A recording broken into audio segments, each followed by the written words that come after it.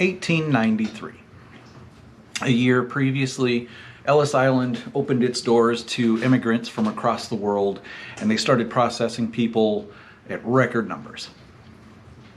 Grover Cleveland had just returned to the White House after a quick jaunt out. And the Chicago World's Fair drew 25 million plus people. It's amazing. That's almost half of the United States population in 93. Or in 90 at least, when the census went through. The United States was booming. Off east, we had a heck of a lot of growth. City centers were exploding.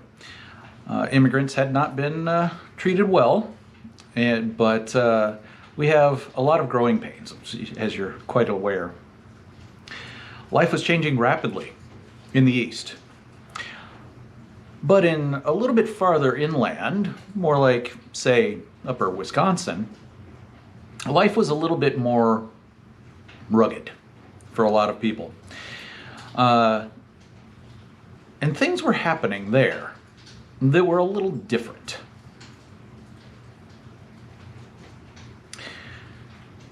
Eugene Simeon Shepard was a lumber scout. He worked most of his life for the lumber industry and did a heck of a lot of living in the woods, plotting out land areas, estimating how much of what types of wood there is out there, what the lumber industry could stand to gain if they came into new areas. It's a very lonely existence, I would assume, being by yourself out there for months on end, just trying to take notes on the world around you. He was very experienced at wilderness survival. He had run across just about everything, I imagine. So when he came back with tales in 1893 of running across a new and terrifying creature that he was calling a hodag, people started to take note. Now, it should be mentioned that Gene Shepard was well known to be a prankster. He was famous, is probably your best answer, for telling tales in the lumber camps, repeating the tales, especially of, things like Paul Bunyan, like we're familiar with, but of all sorts of the different kinds of lumberjack tales that you see around the fire. One of these genres of tales is what they called at the time, apparently, fearsome creatures. These days we call them fearsome critters, which gives them a little bit more whimsical turn. Because, quite frankly, the vast majority of these fearsome critters were anything but fearsome. A lot of the stories tell about them being scary or something, but when described and explained to people, they very frequently come across as a bit more whimsical, a lot more silly than often it would indicate by fearsome. But sometimes you'd run across a tale that was a little bit less silly. And the hodag seems to have occupied that middle ground in there somewhere for a while. And he told about it. And people started taking notes. And he decided one day that he was going to gather a group of local people around what we know as Rhinelander, Wisconsin, where he was living, and go out and hunt this creature down. Apparently the thing was so ferocious and so dangerous that the only thing they could do to subdue the thing eventually was dynamite. They blew him up, as good Americans do, apparently. So yeah, a photograph was taken of what was remaining after the blast, apparently. And that image and the tale of the heroic conquering of this terrifying beast of the woods managed to get into local newspapers and then started to spread to wider circulation. Until finally in 1896, he finally decided to gather some more people and hunt another one down. These terrifying beasts with spines down their backs like dinosaurs and spikes off the tip of the tail and tusks and ferocious teeth and claws and just terrifying creature. Sure, why not? Let's go get one. And so they decided this time apparently to bring a really long pole, a rag, and a lot of chloroform. They used this, as they say, to douse the rag, put it at the end of the pole, and fish it down into the cave that they tracked the creature back to. Apparently, as they say, this subdued the creature and put it to sleep, if you will, and it allowed them to capture it alive. So Shepard brought it back to the town, locked it up and secreted it away from people so they wouldn't get hurt and all that kind of thing.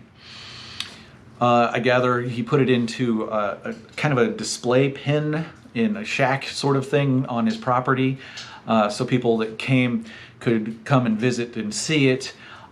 Newspapers went crazy. They loved hearing that this terrifying beast had been captured and you could come to see it for a nominal fee, and this new terrifying thing of the woods was going to put them on the map. Which is exactly what it did for Rhinelander, really. Shepard, of course, was a town booster. He was all about supporting and growing the local town, making it into a real, viable, long-lasting civilization out there. Which was kind of an odd thing for a man who spent most of his life out in the woods away from everyone. But he saw the value in it. So he did a lot of work trying to build up the local economy. And his beastie did a darn good job of doing that. So much so that he talked the local government into letting him put it on display in the Oneida County Fair. And he did this for a few years, I gather. And it finally culminated in this big display that was kind of a microcosm of the entire area's ecology, like how the whole area biome was kind of condensed into this small visitor-sized version of it. And of course, part of it had a big display set aside in a tent, darkened, difficult to see, and always away so you couldn't get hurt by this dangerous monster that was on display. It drew thousands of visitors, apparently, and at a nominal fee apiece, it started bringing in some good money. And it was even more powerful in the news that it created.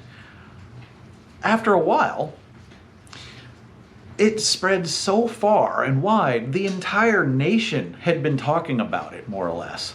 I gather even other countries had heard of the thing from the news coming across the ocean and into Canada and all that. It was drawing a lot of attention to Rhinelander, which was great. And it worked. It worked possibly a little too well, though. The Smithsonian Institute caught wind of this, of course. And they were pretty keen on learning as much as possible and bringing scientific discoveries to light for everyone. So, of course, they announced that they were convinced that this was worth investigation. You can imagine that that might have made Shepard a little bit nervous. So they came into town, as the locals love to tell, and Shepard was a gracious host and helped them see the sights and all that kind of thing. But when they finally cornered him on it, I gather he had to finally own up to it being a hoax. And that was, unfortunately, the end of the story. Or was it? Of course not. No, no, no. We'll never let a good monster die. No, even though that one had been exposed as a hoax, it still was a heck of a lot of fun. It was a great, crazy monster that everybody could get behind. It's even easier if you know it's not a real monster out there hurting people. That's great. But Rhinelander was very grateful to this creature and how its contribution through Shepard's work to what it became. So much so that the hodag is now the official symbol representing Rhinelander in general, kind of a mascot for their town. If you visit, as I did recently, you'll never find everything. You can wander around, ask locals where more artwork is about this creature, and you're still never going to find them all. The entire town is littered with sculptures around the town, on the streets, in the businesses, in the front windows, artwork everywhere. You see murals and signs with the hodag on it. Probably thousands of different tourist trap things like I bought, books, everything. Like, it's just hardly any end to it. In fact, they even have the Hodag store on one of the main roads out there that sells, you guessed it, Hodag stuff.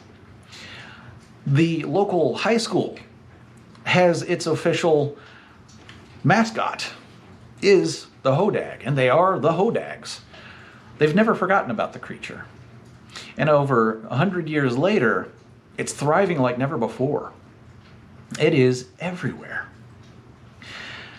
But just like every good story of scary things, monster with massive teeth that's vicious and killer monster that eats white bulldogs and all sorts of, children too and all that, can't really live long enough before it finally starts to see the bent of appeal towards children.